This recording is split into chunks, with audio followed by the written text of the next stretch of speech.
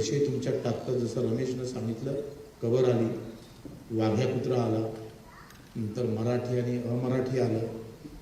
व्यवस्थित तुम्हाला भावनेतला खेळ खेळून पक्ष संघटन मजबूत करण्याचा व्यवस्थित प्रयत्न आहे. काश्मीरच्या एवढ्या मोठ्या घटनेनंतर एकाही मीडियानं दाखवलं नाही का तिथे 2 ते 3 हजार पर्यटक असताना एकही शिपाई का नव्हता, एकही सैनिक का नव्हता. किमान 2-3 जरी सैनिक असते तर आमच्या ते सगळे 28 जे भारतीय आहे त्यांना मरण पत्करावं लागलं नसतं. पण बोट दाखवली मीडिया तयार नाही आहे. व्यवस्था कशी आणून ठेवली बघा. खऱ्या गोष्टी तुमच्यापर्यंत पोहोचूच द्यायच्या. पोचल्या तर अतिशय दबल्या आवाज पोहोचू द्यायच्या. ज्याच्यावर आक्रोश खऱ्या अर्थानं आम्ही ज्या हक्काची लढाई उभी राहिली पाहिजे होती ती राहून न देण्याची व्यवस्थित यंत्रणा. पण तुम्ही आम्ही पाहतो ते फक्त इलेक्ट्रॉनिक मीडिया असेल, तुमचं पेपर असेल, त्यामध्ये बातम्या कुठे आहेत? कशा पद्धतीने आम्ही पाहतोय ही सगळी एवढी मोठी चूक या अमित शहानं कबूल केली. आणि कबूल केल्यानंतर 2 जरी शिपाई असते तर माझे ते 28 भारतीय मरण पत्करावं लागलं नसतं. त्याचा निषेध व्हायला पाहिजे. पण ते या भारतात होत नाही.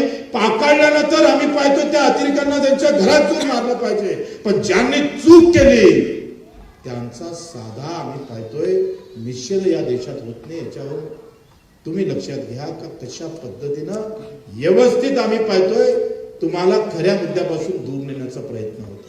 आणि म्हणून मित्र लक्षात घ्या का कार्यकर्ता असताना प्रत्येकाला वाटतं का जिल्हा परिषद सदस्य झालं पाहिजे, आमदार झालं पाहिजे, खासदार झालं पाहिजे. पण आम्ही सगळ्यांना ठरवलं पाहिजे का पद हे राजकारणातलं पूर्णच समजा आणि काम म्हणजे आयुष्याची खरी लढाई समजलं पाहिजे. तरच बदल झाल्याशिवाय आम्ही लक्षात घेतलं पाहिजे का फक्त राजकारण आणि काम बोनसमध्ये करायला लागलो तर काम होणार नाही. काही असा घटक आम्हाला महत्वाचा आहे जे भगतसिंगानं विचार केला होता. 24व्या वर्षी भगतसिंग शहीद होतं देशासाठी आणि आम्ही पक्षात पद भेटलं नाही म्हणून आम्ही चाललं जात असत किंवा आम्हाला जागा भेटली नाही म्हणून जात असल तर त्यांनी या संघटनेत राहण्याची गरज नाही आहे. एक प्रचंड मोठा सामाजिक जे कष्टकरी आहे त्याच्यासाठी लढा उभा करायचा हे तुम्ही लक्षात घ्या. आणि तो आर पार कधी न थांबणारा आम्ही ठरवलंय. माझ्या मायनं म्हटलं होतं, मी विचारलं म्हणजे किती गुन्हे झाले बच्चू, तर मी म्हटलं 33 1000 तरी झाले पाहिजे.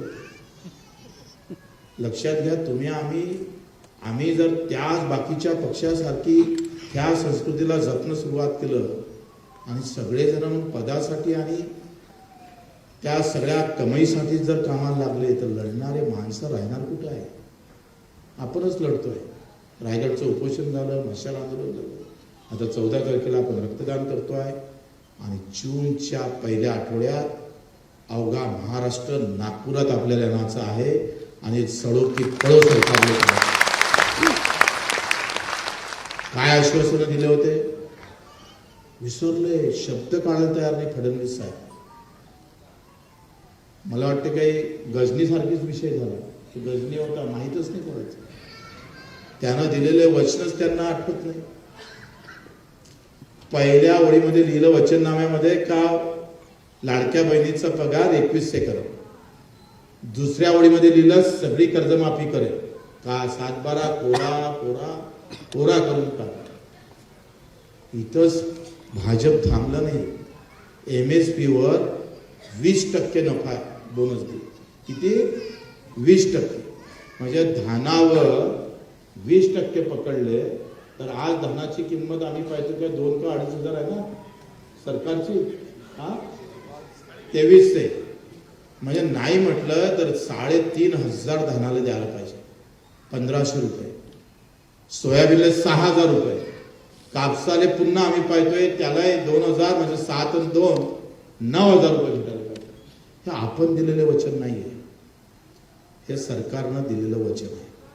सरकारनं निवडणुकीच्या वेळेस या सगळ्या गोष्टी तुमच्या समोर मांडल्या आहेत आणि म्हणून आम्ही पाहतो का या सगळ्यामध्ये मी पूर्ण गावागावात गोंदियात 2 दिवस, भंडाराला 2 दिवस, परिषदच्या सर्कल वाईज जर व्यवस्थित सभा लावून पूर्ण हा विदर्भ आपण पहिले पूर्ण किमान पश्चिम महाराष्ट्र मराठवाड्यातले जेवढे येईल तेवढे ते बोनसमध्ये राहील, पण विदर्भातलेच लोक नागपूर जाम केल्याशिवाय राहणार नाही, ही अवस्था कार्यकर्त्यांनी केली. तुमच्या अपेक्षा याच आहे 2 दिवस. पैसे नाही आहे, डिझेल नाही, गाडी तुमची आहे, जेवण आमचं आहे, बाकी काही नाही आमच्याजवळ. आणि ही सगळी तयारी घेऊन सगळ्या जिल्हा प्रमुख संजय देशमुख असेल, महेश बडे असेल, रमेशजी कारमोरे असेल, अंकुश असेल, जे काही आपले जिल्हा प्रमुख आहेत सगळ्यांनी, कारण हे तयारी आहे, तुमची तयारी आहे सगळ्याची. आवाज काय कमी ते मागचे तर फक्त जबरदस्तीने आलेलं वाटतं. अरे तयारी आहे का सगळ्याची? आला तर 2 ते 3 दिवस मुक्कामी यावं लागेल. दिव्यांगांना 6,000 रुपये महिना आणि कर्जमाफी घेतल्याशिवाय नागपुरातून परत जायचं नाही, वापसच जायचं काय हो, कुछ भी होगा तो चलेगा. ही लढाई अतिशय प्रामाणिकपणे इमानदारीनं खऱ्या कष्टकरी शेतकरी मजुरासाठी,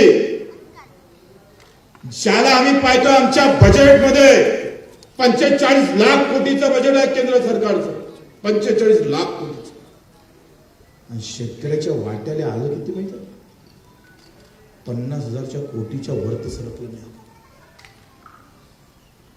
दिव्यांगाला तर बजेटच नाही आहे केंद्रामध्ये, एक खडकू दिला नाही मोदीजीला. राज्यामध्ये फक्त 450 कोटी दिले. ही लढाई तुमच्या जातीपाती धर्माची लढत नाही. आम्ही कदाचित ते लढलो असतो तर मोठं झालो असतो आपण, किंवा मराठी बाणा घेऊन जगलो असतो तरी मोठं झालं असतं. जातीसाठी लढलो असतो तर याच्यापेक्षा अधिक मजा आली असते. सध्या वातावरण जाती धर्माचंच आहे. हिंदू मुसलमान नाही तर मराठा, तेली, माळी, कुंभी, धनगर, जे काय असेल ते सगळं ओळखण्याचं काम निवडणुकीत जर तुम्ही पाहिलं तर किती काही काम केलं तर जातीच्या नावानं माणसं कसे बटवारा होतं आणि कसं मतदान होतं, काही न करता लोक कसे मतदान करतं हे तुम्ही आम्ही उघड्या डोळ्यानं पाहतोय. पण विषय राजकारणाचा नाही आहे मित्र. ही लढाई भगतसिंगानं ज्या पद्धतीनं ज्या ताकदीनं लढली, ज्या विचारानं लढली, तुम्हाला माहित असेल पूज्य बाबासाहेब आंबेडकर असेल, कारण आता तिकडून निरोप आले ते वायदा वाचले. आणि मग 6 जून मी लांबत नाहीये, पण प्रत्येक जिल्ह्यात गडचिरोली, भंडारा, नागपूर सभेचे वेळ, ठिकाण, दिवसभर मिटिंगा झाल्या पाहिजे, चर्चा झाल्या पाहिजे. जसं आपण ठरवतो का एखादी निवडणुकीचे कार्यक्रम ठरवतो तसं सकाळी 7 वाजतापासून तर संध्याकाळी 9 वाजेपर्यंत.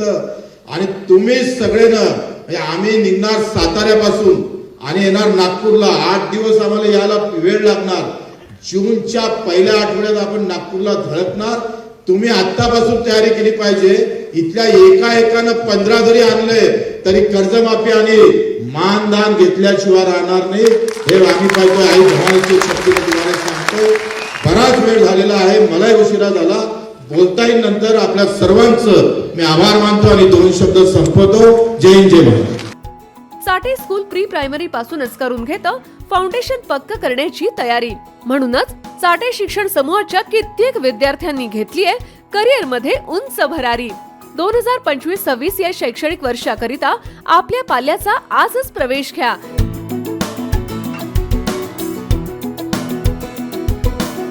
प्रवेशासाठी पत्ता Shri park society, Balaji hospital समोर, खराडी बायपास, पुणे 14.